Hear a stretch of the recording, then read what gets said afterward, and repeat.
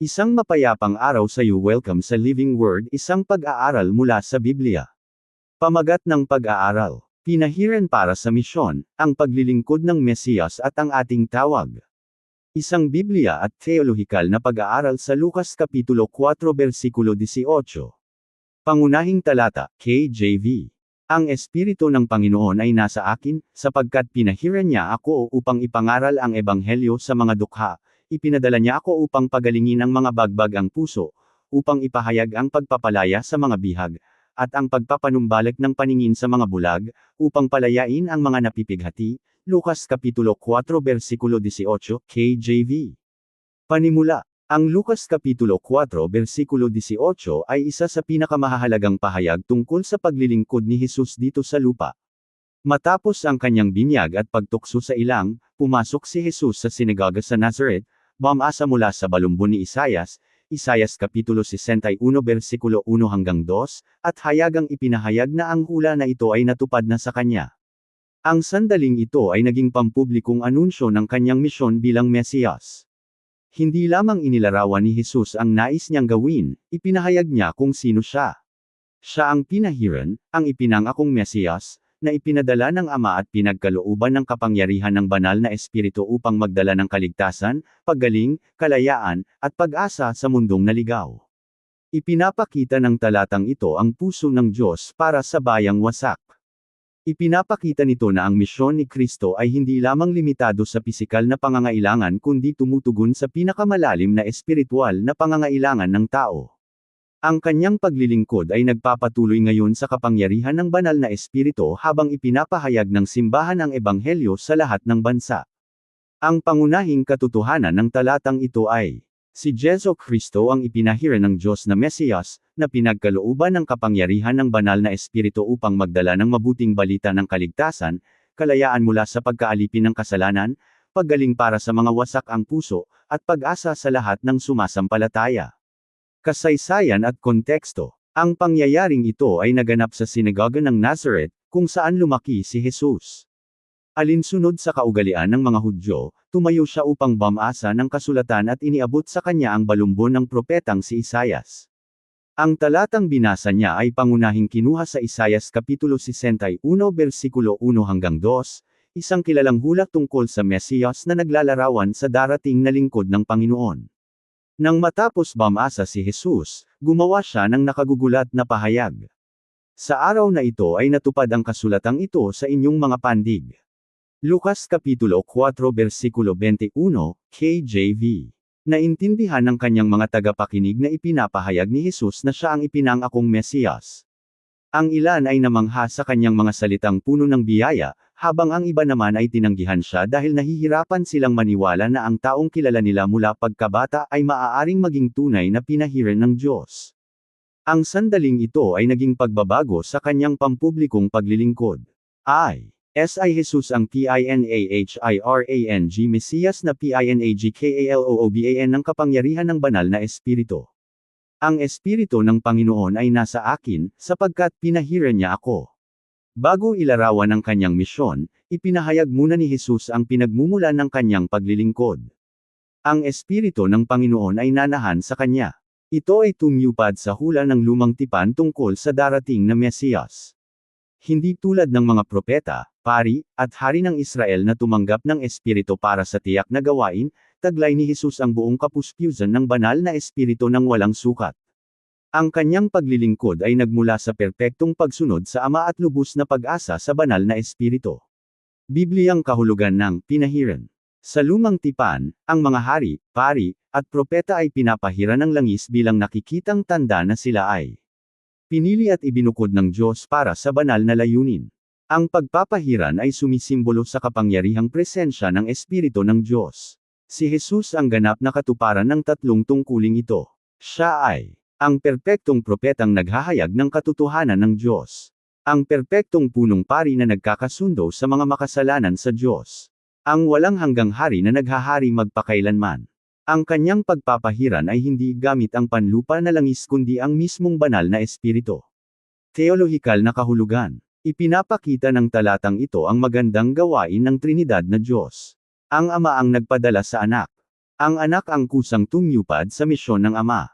Ang banal na espiritu ang nagbigay ng lakas sa paglilingkod ng anak dito sa lupa. Bagamat si Jesus ay lubos na Diyos, sa panahon ng kanyang paglilingkod dito sa lupa ay naging huwaran siya ng lubos na pag-asa sa banal na espiritu, na nagpapakita ng buhay na tapat na pagsunod. Itinuturo din ito sa mga mananampalataya na ang mabisang paglilingkod ay hindi nagagawa sa pamamagitan ng lakas ng tao kundi sa pamamagitan ng Espiritu ng Diyos. Halimbawa sa buhay, isipin ninyo ang isang lampara na may magandang disenyo ngunit walang kuryente. Mukha itong kapaki-pakinabang, ngunit hindi ito makapagbibigay ng liwanag. Kapag nakakonekta lamang ito sa pinagmumula ng kuryente ay matutupad nito ang layunin nito.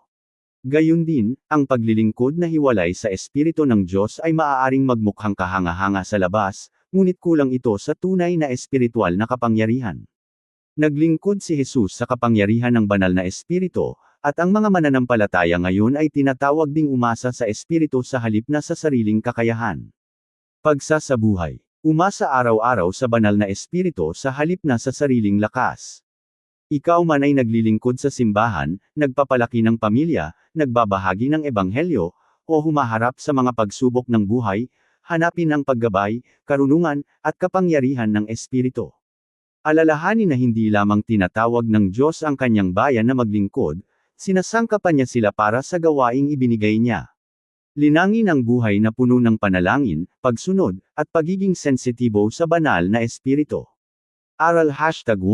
Ang mabisang paglilingkod Kristiyano ay nagsisimula sa tawag ng Diyos at pinapanatili ng kapangyarihang presensya ng banal na Espiritu. Pagpapasa ng mensahe ng pangaral. Mga kapatid, hindi lamang pinahiran si Jesus upang magkaroon ng kapangyarihan. Siya ay pinahiran para sa isang layunin. Ipinapaliwanag na ngayon ng Lucas Kapitulo 4 versikulo 18 ang banal na misyong iyon. Dumating siya upang ipangaral ang ebanghelyo, pagalingin ang mga bagbag ang puso, palayain ang mga bihag, magbigay ng paningin sa mga bulag, at magdala ng kalayaan sa mga napipighati. Amen. Maraming salamat sa pakikinig. Ako si Pastor Jeff Flores, nagsasabing the Diyos ang lahat ng papuri. Isang mapayapang araw sa iyo. Welcome sa Living Word, isang pag-aaral mula sa Biblia. Pinahiran para sa misyon, ang paglilingkod ng Mesiyas at ang ating tawag. Kumpletong maneskrito ng pag-aaral na pampaliwanag. Ikalawang bahagi. Ikalawang punto, ang mapagkalingang misyon ng Mesiyas. Talata, Lucas Kapitulo 4 versikulo 18, KJV. Ang Espiritu ng Panginoon ay nasa akin, sapagkat pinahiran niya ako upang ipangaral ang ebanghelyo sa mga dukha, ipinadala niya ako upang pagalingin ang mga bagbag ang puso, upang ipahayag ang pagpapalaya sa mga bihag, at ang pagpapanumbalik ng paningin sa mga bulag, upang palayain ang mga napipighati. Pagpapasa ng mensahe ng pag-aaral. Mga kapatid, sa unang bahagi ay natuklasan natin na si Jesus ang pinahiran na Mesiyas, na pinagkalooban ng kapangyarihan ng banal na Espiritu upang tuparin ang misyon ng Ama. Ngayon ay ibaling na natin ang ating pansin sa mismong misyon. Bakit dumating si Jesus sa mundo? Ano ang layunin ng kanyang pagpapahiran? Sinasagot ito ng Lucas Kapitulo 4 versikulo 18 nang may napakalinaw na paliwanag. Hindi lamang dumating si Jesus upang gumawa ng mga himala o magkaroon ng mga tagasunod. Dumating siya upang ipahayag ang mabuting balita ng kaharian ng Diyos at magdala ng kaligtasan, paggaling, kalayaan, at pag-asa sa mga naliligaw at wasak sa espiritual na aspeto. Bawat bahagi ng talatang ito ay nagpapakita ng iba pang aspeto ng kanyang mapagkalingang paglilingkod. 2. Ang mapagkalingang misyon ng Mesiyas. Ipinahayag ni Jesus ang 5 dakilang aspeto ng kanyang misyon. Upang ipangaral ang ebanghelyo sa mga dukha. Upang pagalingin ang mga bagbag ang puso. Upang ipahayag ang pagpapalaya sa mga bihag. Upang ibalik ang paningin sa mga bulag. Upang palayain ang mga napipighati. Ang mga paglilingkod na ito ay nagpapakita ng puso ng Diyos para sa makasalanan at nagdurusang sangkatauhan. Pag-aaral ng salitang Griego, euangelizo, ipangaral ang ebanghelyo. Ang salitang Griegong euangelizo ay nangangahulugang maghatid ng mabuting balita, ipagbati ang masayang anunsyo, ihayag ang kagalakan. Ang salitang ebanghelyo ay literal na nangangahulugang mabuting balita. Ano ang mabuting balitang ito? Na kumilos na ang Diyos sa pamamagitan ni Jesu Kristo upang iligtas ang mga makasalanan.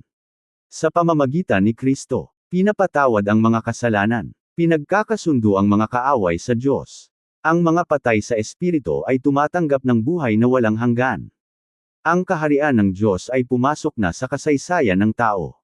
Hindi lamang nagturo si Jesus tungkol sa kaligtasan. Dumating siya upang tuparin ang kaligtasan sa pamamagitan ng kanyang kamatayan at muling pagkabuhay. Sino ang mga dukha? Ang mga dukha ay tiyak na kinabibilangan ng mga naghihirap sa materyal na bagay, ngunit sa konteksto ng Isaias Kapitulo 61 at Lucas Kapitulo 4, tumutukoy din ito sa mga kinikilala ang kanilang espiritual na pangangailangan sa harap ng Diyos. Alam nila na hindi nila kayang iligtas ang kanilang sarili. Lumalapit sila sa Diyos ng may mapagpakumbaba at nagsisising puso. Laging tinatanggap ni Jesus ang mga taong hindi pinapansin ng lipunan. Ang mga dukha, ang mga may sakit, ang mga itinakwil, ang mga makasalanan, ang mga mapagpakumbaba. Ang kanyang kaharian ay bukas para sa sinumang lumalapit ng may pananampalataya. Dumating siya upang pagalingin ang mga BAG ang puso. Ang mga bagbag ang puso ay yaong mga nadudurog dahil sa pagdadalamati, pagkakasala, kabiguan, pagkawala, o kahihinatnan ng kasalanan. Pumasok si Jesus sa mundong puno ng pagdurusa. Hindi niya baliwalain ang sakit ng tao. Sa halip, nakibahagi siya rito. Sa buong ebanghelyo, nakikita natin siya na lumuluha kasama ang mga nagdadalamati. Hinahawakan ang mga may ketungin. Gitling. Tinatanggap ang mga bata. Pinapatawad ang mga makasalanan. Inaaliw ang mga takot. Ipinapanumbalik ang pag-asa sa mga nawawalan nito. Sa huli, pinagagaling ni Kristo ang pinakamalalim na sugat, ang sira na ugnayan ng tao sa Diyos. Ang kanyang biyaya ay nagpapanumbalik ng lahat ng winasak ng kasalanan. Pag-aaral ng salitang Griego, aphesis, aphesis, pagpapalaya, o pagpapatawad. Ang salitang Griegong aphesis ay nangangahulugang pagpapalaya, kalayaan, pagpapatawad, paglaya mula sa pagkaalipin. Ang salitang ito ay madalas na nauugnay sa pagpapatawad ng mga kasalanan. Dumating si Jesus upang palayain ang tao mula sa pinakamalupit na pagkabihag, ang pagkaalipin ng kasalanan. Maraming tao ang nakakulong dahil sa pagkakasala at pagkakasala, takot, pagmamataas, bisyo, pagkamuhi, kawalan ng pag-asa, kawalan ng pananampalataya. Walang pilosopiyang tao ang makapagtatapos ng lubusan sa mga tanikala nito. Tanging si Kristo lamang ang makapagpapalaya ng tunay. Ang kanyang pagpapalaya ay nagsisimula sa puso at humahantong sa ganap na pagbabalik loob sa kanyang walang hanggang kaharian. Pagpapanumbalik ng paningin sa mga bulag. Literal na binuksan ni Jesus ang mga mata ng mga bulag noong siya ay nasa lupa pa. Ang mga himalang ito ay nagpatunay ng kanyang banal na kapangyarihan. Ngunit tumutukoy din ang mga ito sa mas malalim na espiritual na katotohanan. Ang kasalanan ay nagbubulag sa tao sa katotohanan ng Diyos. Marami ang nakakakita ng pisikal ngunit nananatiling bulag sa espiritual. Binubuksan ni Jesus ang espiritual na mga mata sa pamamagitan ng gawain ng banal na espiritu. Kapag tinanggap ang ebanghelyo ng may pananampalataya, ang mga puso ay napapaliwanagan. Ang katotohanan ay nagiging malinaw. Si Kristo ay nakikita bilang Panginoon at tagapagligtas. Ang espiritual na paningin na ito ay nagbabago sa bawat aspeto ng buhay. Pagpapalaya sa mga NAPITIGATI. Ang salitang isinalin bilang napipighati ay tumutukoy sa mga nadudurog, inaapi, wasak, o sugatan. Dumating si Jesus upang magbaba ng pasanin sa halip na magdagdag pa rito. Tinanggap niya ang mga pagod at lubhang pasan ang dinadala. Ang kanyang paanyaya ay nananatili. Lumapit kayo sa akin, at bibigyan ko kayo ng kapahingahan. Ang ebanghelyo ay sagot ng Diyos sa bawat pusong nabibigatan dahil sa kasalanan. Dumating na ang kaharian ng Diyos. Ipinapahayag ng Lucas Kapitulo 4 versikulo 18 na ang kaharian ng Diyos ay pumasok na sa kasaysayan sa pamamagitan ni Jesu Kristo. Kung saan naghahari si Kristo. Ang mga makasalanan ay tumatanggap ng kapatawaran. Ang mga bihag ay nakararanas ng kalayaan. Ang mga wasak ay nakapagpapagaling. Ang mga nawawalan ng pag-asa ay binibigyan ng pag-asa. Ang kadiliman ay nagbibigay daan sa liwanag. Ang kanyang mga himala ay tanda ng kaharian. Ang kanyang turo ay nagpakilala ng kaharian. Ang kanyang kamatayan at muling pagkabuhay ay nagtiyak ng mga pagpapala ng kaharian para sa lahat ng sumasampalataya. Halimbawa, ang dakilang manggagamot. Isipin ninyo ang isang dalubhasang manggagamot na pumasok sa ospital na puno ng mga pasyenteng malubha ang karamdaman. Alam niya ang sakit at mayroon siyang lunas. Hindi lamang siya nakikiramay, siya ang nagbibigay ng paggaling. Gayun din, hindi lamang kinikilala ni Jesus ang pagkawasak ng tao. Siya ang nagbibigay ng tanging tunay na lunas sa pamamagitan ng kanyang negil-iligtas na gawain. Halimbawa, ang pinto ng kulungan. Isipin ang isang bilanggo na binuksan na ang pinto ng selda. Nakatiyak na ang kanyang kalayaan. Ngunit nananatili siyang nakaupo sa loob dahil hindi siya makapaniwala na malaya na siya. Ganyan ang marami sa spiritual na buhay. Natupad na ni Kristo ang pagtubo sa pamamagitan ng krus. Ipinapahayag ng Ebanghelyo na ang kalayaan ay abot kamay na. Ang mga nagsisisi at nagtitiwala sa kanya ay nakararanas ng kalayaang binayaran niya ng sarili niyang dugo. Praktikal na PAGSASABUHAY. Para sa mga individual na mananampalataya, dalhin ang lahat ng pasanin kay Kristo. Anuman ang iyong pinagdadaanan, pagkakasala, takot, kalungkutan, pag-aalala, o kabiguan, alalahanin na inaanyayahan ka ni Jesus na lumapit sa Kanya. Hayaan ang Kanyang salita na humubog sa iyong pag-iisip at ang Kanyang Espiritu na magpalakas sa iyong puso. Mamuhay araw-araw sa kalayaang ipinagkaloob niya sa iyo. Para sa mga pamilya, gawing lugar ang inyong tahanan kung saan nakikita ang pagmamahal ni Kristo. Isabuhay ang pagpapatawad. Palakasin ang loob ng isa't isa. Ipanalangin ang isa't isa. Ituro sa mga anak na inaalagaan ni Jesus ang mga nagdurusa at tinatanggap ang lahat ng lumalapit sa Kanya. Ang tahanang nakasentro kay Kristo ay salamin ng puso ng Mesiyas. Para sa mga kabataan, maraming tinig ang nangangako ng kalayaan habang inilalayo ang tao sa mas malalim na pagkaalipin.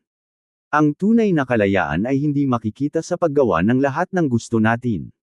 Ang tunay na kalayaan ay matatagpuan sa pagsunod kay Jesu Kristo. Hayaan siya na humubog sa iyong pagkatao, mga desisyon, at kinabukasan. Para sa mga pinuno ng simbahan, ang misyon ng simbahan ay dapat sumalamin sa misyon ni Kristo. Ipagpahayag ang ebanghelyo ng tapat. Alagaan ang mga bagbag ang puso. Turuan ang mga mananampalataya. Paglingkuran ang mga nangangailangan ng may habag. Ipagbati ang pagpapatawad sa pamamagitan ni Jesu Kristo. Ang bawat paglilingkod ay dapat magturo sa tao patungo sa tagapagligtas na tanging makapagbabago ng buhay. Sandali ng pangaral. Mga kapatid, marahil ngayon ay may nararamdamang espiritual na dukha. Marahil ay may nagdadala ng malalalim na sugat na hindi nakikita ng iba. Marahil ay may nakakaramdam na nakakulong sa pagkakasala o nakagapos sa kasalanan. Pakinggan ang mga salita ni Jesus. Dumating siya para sa mga katulad natin. Dumating siya upang magligtas. Dumating siya upang magpatawad. Dumating siya upang magpanumbalik. Dumating siya upang magpalaya sa mga bihag. Walang buhay na hindi kayang abutin ng kanyang biyaya. Walang pusong sobrang wasak para sa kanyang paggaling. Walang makasalanang sobrang layo para sa kanyang awa. Amen. Maraming salamat sa pakikinig. Ako si Pastor Jeff Flores, nagsasabing da Diyos ang lahat ng papuri. Isang mapayapang araw sa iyo. Welcome sa Living Word, isang pag-aaral mula sa Biblia. PINAHIRAN para sa misyon, ang paglilingkod ng Mesiyas at ang ating tawag. Kumpletong maneskrito ng pag-aaral na pampaliwanag. Ikatlong bahagi. Ikatlong punto, ipinagpapatuloy ni Kristo ang kanyang misyon sa pamamagitan ng kanyang simbahang pinagkalooban ng kapangyarihan ng banal na Espiritu. Talata, Lucas Kapitulo 4 versikulo 18, KJV.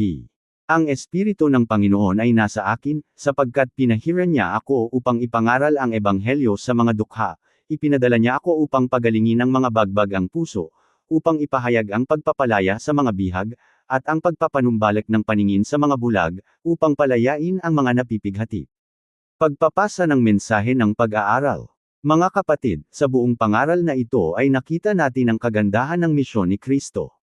Una, si Jesus ang ipinangakong Mesiyas, na pinahiran ng banal na Espiritu. Pangalawa, ang kanyang misyon ay ipahayag ang Ebanghelyo, pagalingin ang mga bagbag ang puso, magdala ng pagpapalaya sa mga bihag, ibalik ang espiritual na paningin, at palayain ang mga inaapi. Ngayon ay darating tayo sa isang mahalagang tanong. Tapos na ba ang misyon ni Kristo? Ang kanyang gawaing pantubo sa krus ay ganap na natapos. Nang sumigaw si Jesus ng, naganap na, Juan Kapitulo 19 versikulo 30, ipinahayag niya na ang alay para sa kasalanan ay lubos nang naisagawa. Gayunpaman, ang kanyang misyon na ipaalam ang kaligtasang iyon ay nagpapatuloy sa pamamagitan ng kanyang simbahan. Ang muling nabuhay na si Kristo ay gumagana na ngayon sa mundo sa pamamagitan ng mga mananampalatayang pinagkalooban ng kapangyarihan ng banal na Espiritu.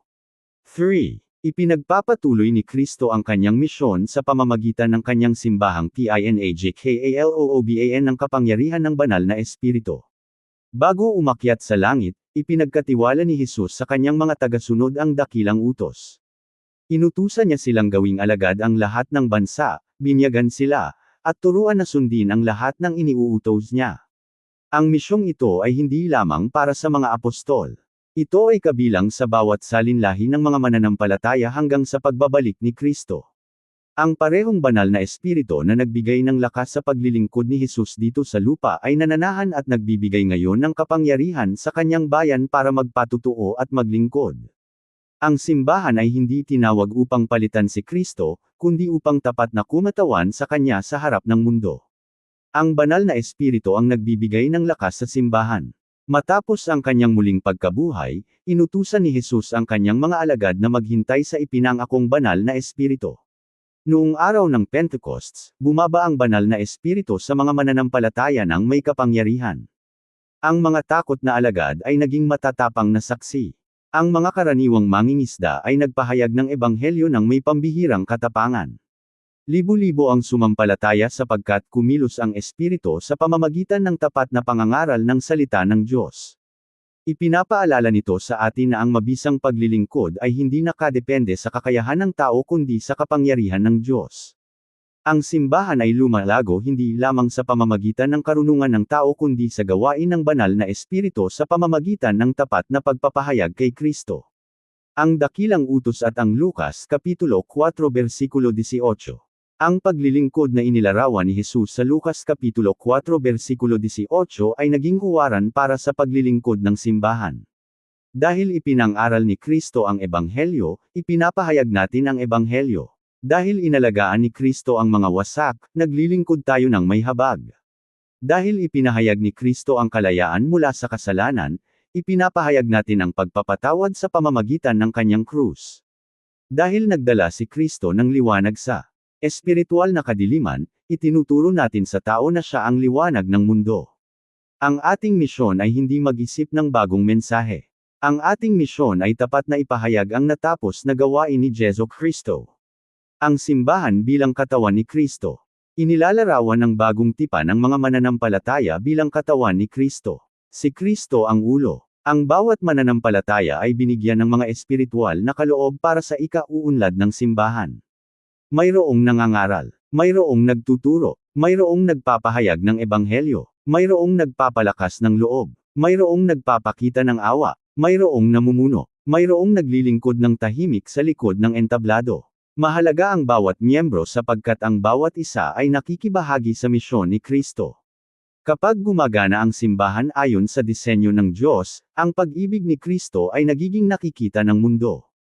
Ang ebanghelyo ang nananatiling sentro. Ang pinakamalaking pangangailangan ng sangkatauhan ay hindi nagbago. Kailangan pa rin ng tao ng pagpapatawad. Kailangan pa rin nila ng pakikipagkasundo sa Diyos. Kailangan pa rin nila ng kalayaan mula sa kasalanan. Kailangan pa rin nila ng pag-asa ng buhay na walang hanggan. Hindi dapat mawala ang tuon ng simbahan. May halaga ang mga programa. May layunin ang mga gusali. Makatutulong ang teknolohiya sa paglilingkod. Ngunit wala sa mga ito ang makapapalit sa pangangaral ng ebanghelyo. Tanging ang mensahe ni Kristong namatay at muling nabuhay ang may kapangyarihang magligtas. Ang bawat paglilingkod ay dapat sa huli ay nagtuturo sa tao patungo kay Jesus. Halimbawa sa pangaral, ang parola. Isipin ang isang parolang nakatayo sa mapanganib na baybayin. Nagngangalit ang bagyo. Tatakpan ng kadiliman ang dagat. Hindi makahanap ng kaligtasan ang mga barko ng mag-isa. Hindi inililipat ng parola ang mga barko. Ito ay tapat lamang na nagliliwanag. Ang liwanag nito ay nagtuturo sa mga mandaragat patungo sa kaligtasan. Ganyan ang simbahan. Hindi natin iligtas ang sinuman gamit ang sarili nating kapangyarihan. Ngunit sa pamamagitan ng tapat na pagpapahayag kay Kristo, itinuturo natin ang tao sa tanging tagapagligtas na makapagliligtas sa kanila mula sa kasalanan at walang hanggang kapahamakan. Halimbawa sa pangaral, ang SUMAILALAY. Ang sumail-alay ay kumakatawan sa awtoridad ng kanyang hari sa ibang bansa. Hindi siya nagsasalita ng sarili niyang mensahe. Tapat niyang ipinapahayag ang mensahe ng nagpadala sa kanya. Gayun din, ang mga mananampalataya ay mga sumail-alay ni Kristo. Tinawag tayong kumatawan sa kanyang pagkatao, ipahayag ang kanyang ebanghelyo, at anyayahan ng iba na makipagkasundo sa Diyos. Ang ating buhay ay dapat magsalamin ng biyaya, katotohanan, habag, at kabanalan ng ating hari. Praktikal na PAGSASABUHAY. Para sa mga individual na mananampalataya, tanungin ang sarili, aktibo ko bang ibinabahagi ang ebanghelyo? Nakikita ba ng iba si Kristo sa aking mga salita at gawa? Umaasa ba ako sa banal na espiritu araw-araw? Lumalago ba ako bilang alagad ni Jesus? Alalahanin na ang bawat mananampalataya ay tinawag na makibahagi sa misyon ni Kristo, nasa bahay man, sa trabaho, sa paaralan, o sa komunidad. Para sa mga pamilya, may pribilehiyo ang mga magulang na maging unang tagapagturo ng kanilang mga anak. Turuan ang pamilya na manalangin ng magkasama, magbasa ng kasulatan ng magkasama, maglingkod sa iba ng magkasama. Gawing lugar ang inyong tahanan kung saan ipinapakita ang pag-ibig ni Kristo araw-araw.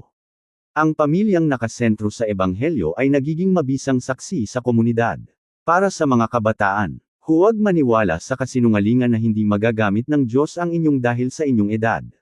Sa buong kasulatan, tinawag ng Diyos ang mga kabataan na maglingkod sa Kanya ng tapat. Ayalay ang inyong mga kaloob, talento, pinag-aralan, at kinabukasan kay Kristo. Mamuhay ng matapang para sa Kanya kasama ang inyong mga kaibigan at kaklase. Kailangan ng inyong salinlahi ng mga tapat na saksi na hindi nahihiya sa ebanghelyo. Para sa mga pinuno ng simbahan, mamuno ng may pagpapakumbaba at pag-asa sa banal na espiritu. Sangkapan ang mga mananampalataya para sa paglilingkod sa halip na kayo lamang ang gumawa ng lahat. Panatilihin si Kristo sa sentro ng bawat pangaral, pag-aaral ng Biblia, pagtulong, at gawain ng simbahan. Ang malusog na simbahan ay simbahang patuloy na gumagawa ng mga alagad at nagpapadala ng manggagawa sa ani ng Diyos. Sandali ng pangaral. Mga kapatid, hindi natapos ang misyon ni Jesus. Mayroon pa ring mga pusong wasak na nangangailangan ng pag-asa. Mayroon pa ring mga bihag na nangangailangan ng kalayaan. Mayroon pa ring mga taong bulag sa espiritu na nangangailangan ng liwanag ng ebanghelyo. Mayroon pa ring mga komunidad na hindi pa nararating na naghihintay na marinig ang pangalan ni Jesus. Ang tanong ay hindi kung magpapatuloy ba ang misyon. Ang tanong ay kung tapat ba tayong tutugon sa kanyang tawag. Naway hindi tayo maging kampante habang milyon-milyon ang nananatiling walang pag-asa kay Kristo. Naway maging sentro ang ating mga simbahan ng pangangaral, paggawa ng alagad, panalangin, habag, at tapat na pagtuturo ng salita ng Diyos. Pagtatapos. Sa pagtatapos natin ng pag-aaral sa Lucas Kapitulo 4 versikulo 18, alalahanin natin ang tatlong pangunahing katotohanan. Isa, si Jesus ang Mesiyas na pinahiran ng Espiritu ng Diyos.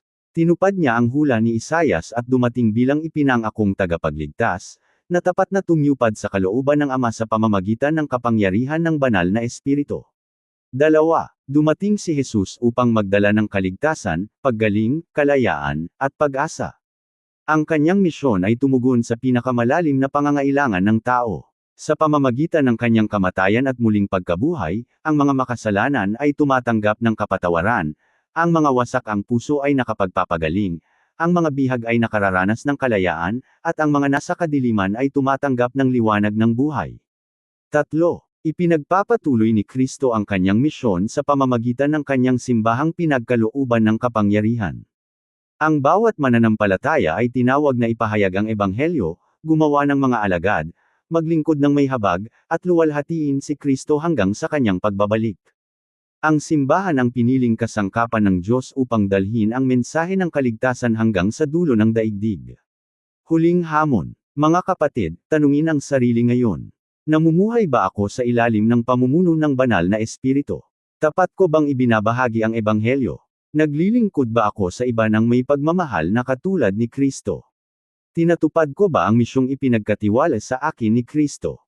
Hindi lamang relihiyon ang kailangan ng mundo. Kailangan ng mundo si Jesu Kristo. Naway magsalamin ang ating buhay ng kanyang pag-ibig, ipahayag ang kanyang katotohanan, at ituro ang iba patungo sa tagapagligtas.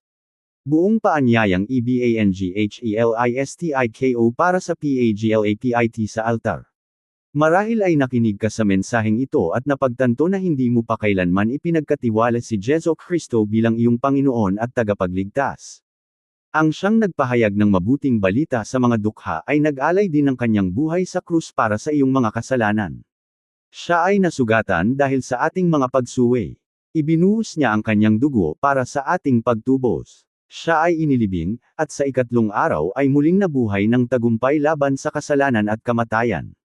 Ngayon ay iniaalok niya ang kapatawaran, pakikipagkasundo sa Diyos, at buhay na walang hanggan sa sinumang nagsisisi at sumasampalataya. Walang kasalanang sobrang laki para sa kanyang awa. Walang buhay na hindi kayang baguhin ng kanyang biyaya. Lumapit ka kay Kristo ngayon. Tanggapin siya sa pamamagitan ng pananampalataya. Kung ikaw naman ay mananampalataya na ngunit lumamig na ang iyong espiritual na damdamin, pakinggan ang kanyang tawag na bumalik sa iyong unang pag-ibig. Hayaan ang banal na espiritu na ibalik ang iyong sigasig sa panalangin, kabanalan, at pangangaral. Kung tinatawag ka ng Diyos sa paglilingkod, misyon, pamumuno, pagtatayo ng simbahan, paggawa ng alagad, o pagtulong sa kapwa, tumugon ka ng may pananampalataya at pagsunod. Ang parehong espiritu na nagpahiran kay Kristo ang nagbibigay ngayon ng lakas sa kanyang bayan upang tuparin ang kanyang gawain. Huwag nang magpaliban. Tumugon sa tinig ng Diyos ngayon. PANGWAKAS na panalangin. Ama sa langit, nagpapasalamat kami sa pagpapadala ng iyong anak na si Jesu Kristo, ang pinahiran na Mesiyas. Salamat dahil dumating siya upang ipahayag ang ebanghelyo, pagalingin ang mga bagbag ang puso, magdala ng kalayaan sa mga bihag, at magbigay ng pag-asa sa mundong naligaw. Punuin mo kaming muli ng banal na espiritu upang tapat naming maipagpatuloy ang misyon ni Kristo. Bigyan mo kami ng katapangan na ipahayag ang ebanghelyo, habag na alagaan ang mga nagdurusa, karunungan na turuan ang iba, at pagtitiis na manatiling tapat hanggang sa pagbabalik ni Kristo. Ipinapanalangin namin ang mga hindi pa nagtitiwala kay Jesus. Akayin mo sila sa iyo ngayon at ipagkaloob ang pagsisisi at nagel iligtas na pananampalataya. Naway magsalamin ang ating mga tahanan, simbahan, at buhay ng pag-ibig at katotohanan ni Kristo. Hinihiling namin ang lahat ng ito sa makapangyarihang pangalan ng ating Panginoon at tagapagligtas na si Jesu Kristo. Amen. Pangunahing katotohanan. Si Jesu Kristo ang Mesiyas na pinahiran ng Espiritu ng Diyos na dumating upang ipahayag ang ebanghelyo, pagalingin ang mga wasak ang puso, palayain ang mga bihag, at magdala ng liwanag sa mga nasa kadiliman. Sa pamamagitan ng kanyang natapos na gawain sa krus at kapangyarihan ng banal na Espiritu, ipinagpapatuloy niya ang kanyang misyon sa pamamagitan ng kanyang simbahan. Kaya naman, mamuhay ang bawat mananampalataya bilang tapat na saksi, na nagpapahayag kay Kristo, naglilingkod ng may habag, gumagawa ng mga alagad, at nagdadala ng pag-asa ng ebanghelyo sa mundo hanggang sa kanyang pagbabalik. Amen. Maraming salamat sa pakikinig. Ako si Pastor Jeff Flores, nagsasabing the Diyos ang lahat ng papuri.